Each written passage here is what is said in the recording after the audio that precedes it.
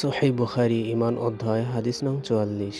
আনাস রাদিয়াল্লাহু তাআলা আনহু থেকে বর্ণিত, নবী করিম সাল্লাল্লাহু আলাইহি ওয়াসাল্লাম বলেছেন যে লা ইলাহা ইল্লাল্লাহ বলবে আর তার অন্তরে একটি জব পরিমাণও পুণ্যতা বিদ্যমান থাকবে, তাকে জাহান্নাম হতে বের করা হবে। এবং যে লা ইলাহা ইল্লাল্লাহ বলবে আর তার অন্তরে একটি গম পরিমাণও পুণ্য বিদ্যমান থাকবে, তাকেও জাহান্নাম থেকে বের করা হবে।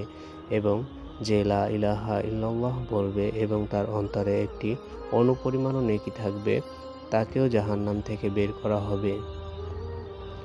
আবু আব্দুল্লাহ বলেন, আবান রহমাতুল্লাহি আলাইহি বর্ণনা করেছেন আনাস রাদিয়াল্লাহু তাআলা আনহু হতে এবং তিনি রাসূলুল্লাহ সাল্লাল্লাহু আলাইহি ওয়াসাল্লাম হতে নেকি এর স্থলে ঈমান শব্দটি রিওয়ায়াত করেছেন।